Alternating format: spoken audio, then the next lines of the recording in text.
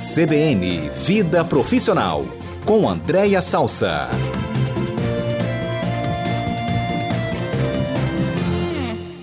Andréia Salsa é consultora de pessoas e gestão, mentora de líderes, professora da FGV e tem a paciência de conversar conosco às segundas-feiras sobre nossa carreira profissional aqui no CBN Cotidiano. Boa tarde, Andréia, tudo bem? Boa tarde, Mário. Boa tarde, ouvintes. Boa tarde, Adalberto, Pedro, Murilo, Schaefer, que está aí no estúdio hoje também, né? Que eu estou ouvindo aqui desde cedinho. E falar que, olha, fica aí a dica para Adalberto e Pedro, para a gente fechar a pauta de 22, lá no shopping tomando um cafezinho, tá? Opa! Porque eu também sou do grupinho que gosta de shopping. Mas vai fechar o quê? Que eu não entendi a pauta. De 22, não é isso? Obrigado por ter me excluído, André. Eu não queria ir não, tá?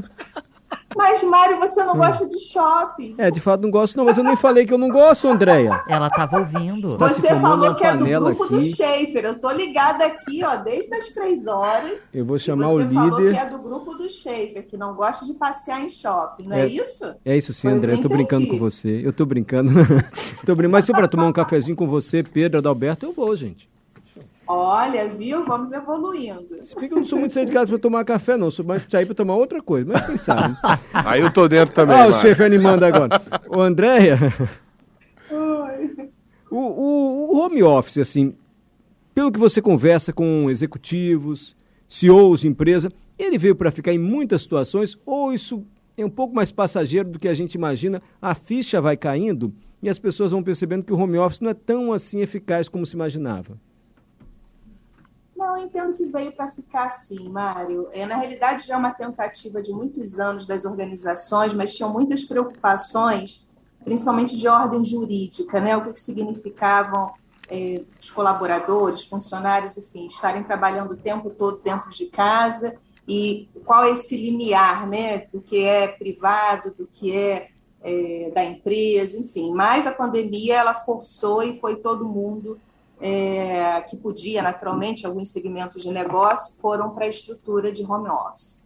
Então, eu entendo que vai ficar, já tem decisões já fechadas aí de muitas organizações para estimular o modelo híbrido, então, parte no presencial, parte em casa, algumas que não voltam. Isso, inclusive, alterou propostas de trabalho em pessoas exigindo que só voltam, só fecham alguns contratos se for através de trabalho remoto. Então, eu entendo que não é uma tendência, não. Já é uma realidade que não é de agora, mas a pandemia acelerou. Você falou questões jurídicas. Eu não sei nem se foi você que levantou essa questão aqui uma vez, que me pareceu muito pertinente e de difícil resposta, né? A pessoa sofre um acidente em casa, indo para o home office. Você, né? É um acidente doméstico ou um acidente de trabalho, se ela estiver no home office? Não deve ter sido eu, não, Mário. Mas são questões, esse Deve ter sido algum comentarista nosso da área de jurídica, porque esse é um tema que está muito quente para N situações, inclusive pagamento de hora extra, inclusive para caracterização de acidentes de trabalho. Exatamente por isso que durante muitos anos o jurídico não dava pareceres muito favoráveis pelo risco. Mas fato é que hoje a gente está, e existem alguns cuidados que a gente precisa ter, além dos triviais e que as pessoas já vêm falando muito, porque a gente já está mais de um ano, né, os modelos possíveis, a gente já está mais de um ano em casa, trabalhando de casa, para além do que já vem sendo dito, que é flexibilizar, né, a lógica de controle, uma vez que hoje as lideranças não conseguem mais passar nos postos de trabalho para ver se as pessoas efetivamente estão trabalhando, então é muito mais voltado para o aspecto de entrega do que de jornada.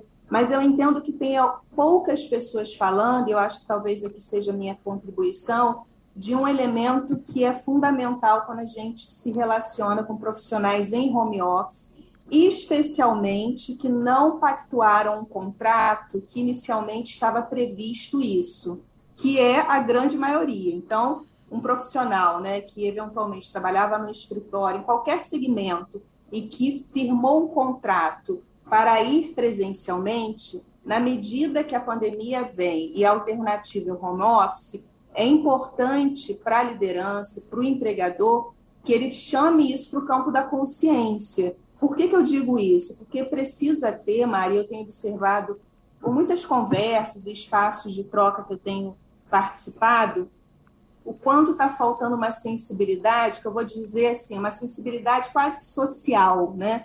Que é na hora que a gente coloca toda a infraestrutura do trabalho dentro da casa de uma pessoa, eu tenho que ter um cuidado, porque o ambiente privado não estava contemplado na relação contratual. Então, do que eu estou falando objetivamente?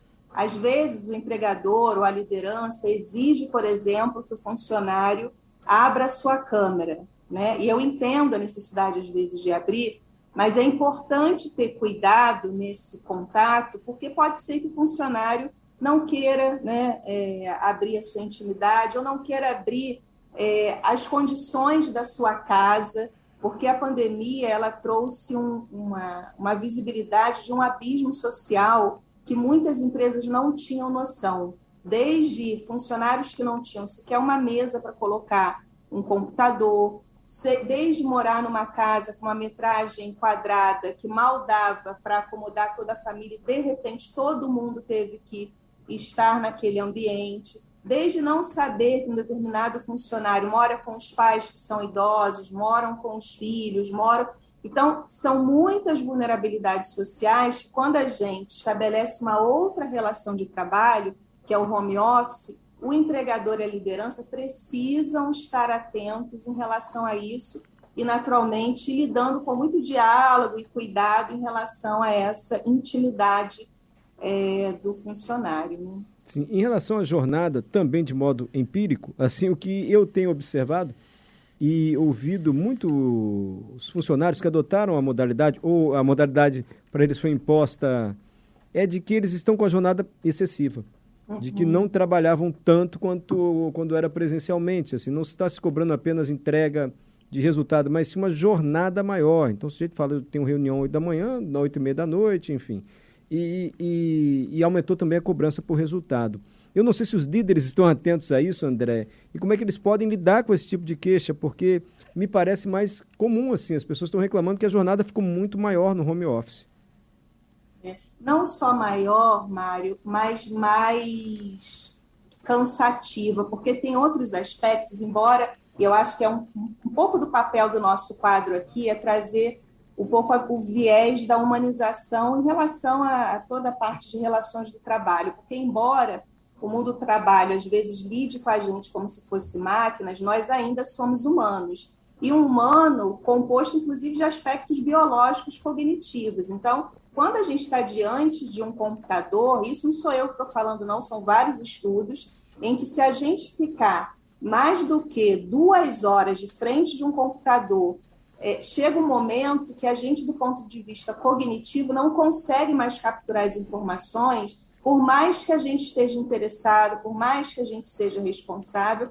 Então, não dá, e aí é importante uma dica aí para os líderes, inclusive do ponto de vista de performance do seu time, não dá para ficar emendando uma reunião na outra sem o mínimo de intervalo, porque isso exige da gente além da nossa capacidade cognitiva do que ela é capaz de suportar.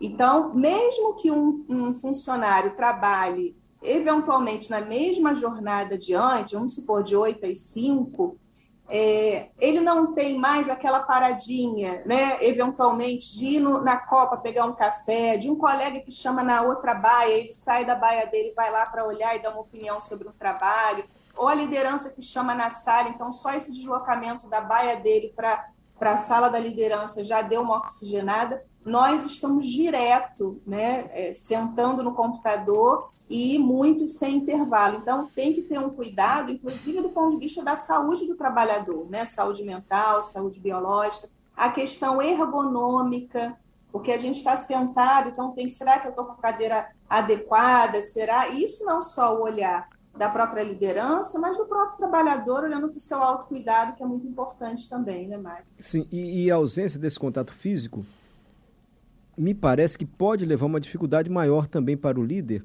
uma vez que as pessoas não se comunicam apenas verbalmente. O comportamento também no dia a dia leva informações para o líder que podem ser importantes para que ele melhore o desempenho do funcionário, né? Então ele pode perceber que uma pessoa está mais triste ou com aspecto mais preocupado, também é papel do líder, né? Chamar para uma conversa, enfim, tentar entender o que está acontecendo. Eu não sei se o home office dificulta isso, André. Nossa, Mário, gerou muita complexidade. Exatamente por isso que olha como é complexo, né? Eu iniciei nossa conversa hoje falando do cuidado de se solicitar a abertura de câmera, porque pode ser que o funcionário tenha alguma coisa no seu ambiente privado que não tem relação com o trabalho, da vida dele, mas, ao mesmo tempo, você traz um outro elemento que é fundamental, que são as nossas expressões. Então, às vezes, o líder até pede para abrir a câmera exatamente para tentar minimamente capturar a reação daquela pessoa, dependendo do assunto que ele traz. Então, a gente está falando de uma coisa que, embora todo mundo esteja falando de home office, não é trivial, é complexo, porque envolve o nosso comportamento, porque muitas vezes envolve a nossa intimidade, e aí a gente tem que ir tendo habilidades aí para ambas as partes, sempre que necessário, puderem flexibilizar. Porque a palavra de ordem do home office, Mário, é flexibilização,